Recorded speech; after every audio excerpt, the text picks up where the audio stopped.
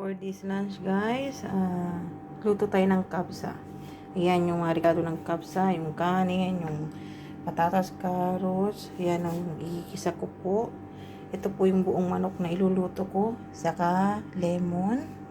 At saka yung mga baharat niya. Yung mga darsin, yung smart. Saka baharat. Ayan po baharat. Isang kutsarang baharat. Ito na po ko na po yung kamatis. Dinurog ko na po yung kamatis niya, guys. Guys, unahin ko muna yung bawang na malalaki. Ayan.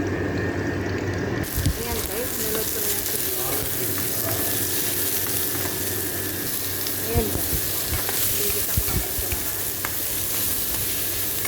Susunod na po yung kamatis na dinurog ko po sa loob.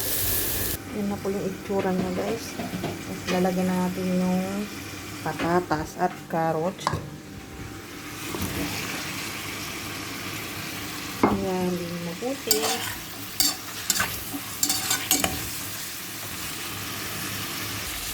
Lagyan natin ng dalawang magi, guys. Kailang kabsa. Chicken kabsa.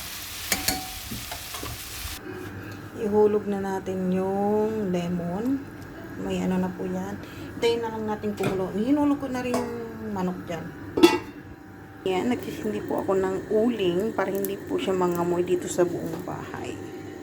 Itong bigas, mamaya na po namin mamaya ko yan ihulog pag tapos na po kumulo yung sabaw ng kapsa saka manok kung lumambot na yung manok. Saka ihulog po yan.